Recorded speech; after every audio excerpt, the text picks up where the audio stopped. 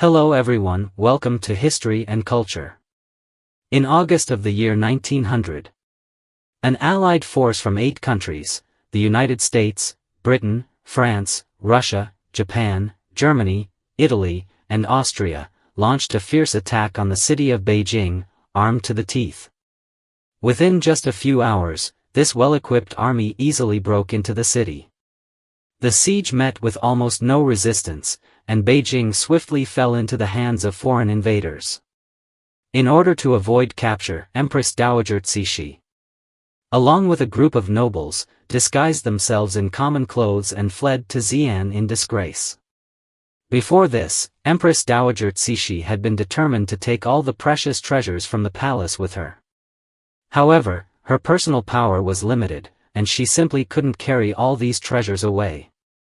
Moreover, after the 8-nation alliance attacked the capital, the palace had already descended into chaos, and the disorder was extreme. The eunuchs and palace maids scrambled to escape, but before they left, they frantically looted the palace, each returning with a full bounty. Amidst this chaos, Empress Dowager Cixi had no time to pay attention to such details. Escaping with her life was the most important thing. Before leaving the palace, Cixi chose one large night pearl, worth a fortune, to carry with her. She gave the other 4 smaller night pearls to a personal maid and instructed her, "Once you leave the palace, make sure you find Lord Li Hongzhang and give these night pearls to him." With these instructions, Cixi hurriedly left. To avoid attracting attention, the maid hid the 4 night pearls in a pillow. No one could have imagined that this hiding would last a full 64 years. So, behind this historical event, what hidden stories are there? And where did the 4 night pearls eventually end up? Let us now reveal the full tale. Firstly, regarding Cixi's rise to power, she is often portrayed in folk stories as a ruthless figure. There are rumors that, in her pursuit of absolute power, she even poisoned Empress Dowager Cixi, the mother of the crown prince.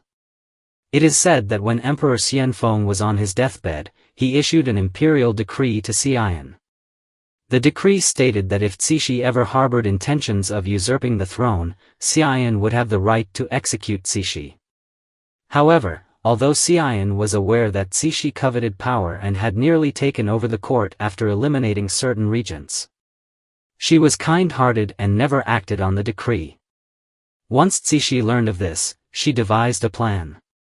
Using a strategy known as the fake injury tactic, she carefully calculated her steps to gain Cixi's trust, ultimately leading Cixi to willingly destroy the decree. From that point onward, although Cixi and Cixi were nominally sharing power in the court, the real authority was entirely in Cixi's hands.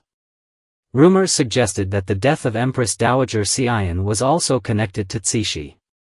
In 1881, Empress Dowager Cixi, exhausted from overwork and suffering from a cold, fell ill. When Cixi learned of this, she had the imperial doctor send a medicinal soup. However, after drinking the soup, Cixi's condition rapidly worsened, with symptoms of slurred speech and confusion, and she eventually passed away at Zhongzhou Palace at the age of 45. Folk tales claim that Cixi was poisoned by Cixi, while there is no definitive evidence. Considering Cixi's typical methods, this theory is not entirely without basis. After Empress Dowager Cixi's death, Empress Dowager Cixi became the undisputed ruler of the Qing dynasty. From that point on, she grew even more reckless in her actions. According to some historians, in addition to continuing her favoritism toward male concubines, Cixi also began leading an excessively luxurious lifestyle. Some folk rumors suggest that Empress Dowager Cixi required at least 108 dishes for every meal. And these dishes were made with expensive and rare delicacies. What was most infuriating was that she would generally only taste a bite of each dish, with the rest being given to the eunuchs and palace maids. This extravagant lifestyle, which disregarded the suffering of the common people, was completely disconnected from the hardships faced by the outside world. When power is left unchecked, it becomes like a wild tiger, out of control. And Empress Dowager Cixi was free to act as she pleased, while she indulged in her pleasures. The ordinary citizens of the Qing Empire continued to live in dire conditions, suffering from poverty and despair. At that time, the Qing dynasty was facing both internal and external crises, with enemies on all sides. Western powers, using strong warships and cannons, had forcibly opened China's doors, continuously pressuring the Qing government to sign various unequal treaties, depriving China of vast territories and rights. However, despite this crisis, Empress Dowager Cixi continued her indulgent lifestyle, seemingly oblivious to the disasters unfolding beyond the palace walls. She not only ignored the bullying of China by Western powers but also paid no attention to the suffering of the people, immersing herself entirely in the lavish world she had created. During this time, the Qing Empire was engulfed by internal and external turmoil. Western powers were tightening their grip, while the Taiping Rebellion and other uprisings threatened the stability of the dynasty. The Qing Empire was on the brink of collapse. Yet, at this crucial moment, Empress Dowager Cixi made a shocking decision. She decided to declare war on 11 Western powers, ignoring the interests of the country and the people. At first glance, this might seem like an act of courage and determination. But in reality, it was a reckless challenge that led to disaster. Under the leadership of Empress Dowager Cixi, the Qing government decided to take on the Western powers in a grand showdown. However, the result was a crushing defeat. It was like one person challenging 11, and whether in a one-on-one fight or a brawl, the outcome was almost inevitable, a disastrous loss with no chance of victory. Ultimately, when the situation became dire, Empress Dowager Cixi failed to mount an effective resistance. Before the Eight-Nation Alliance troops entered Beijing, she quickly fled the capital. As the old saying goes, as long as the Green Mountain remains, there is no fear of firewood. She knew that the Western powers would eventually leave Beijing, and she could return later to continue her old Buddha life.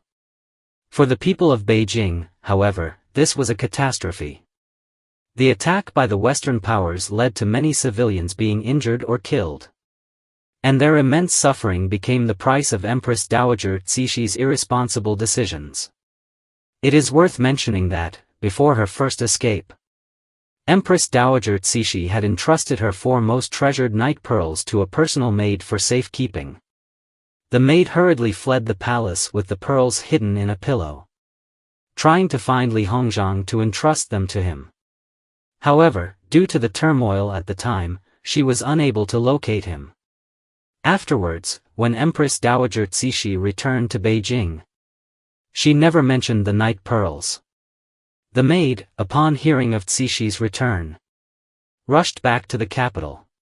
Unfortunately, before she could arrive, Empress Dowager Cixi once again fled the city in haste.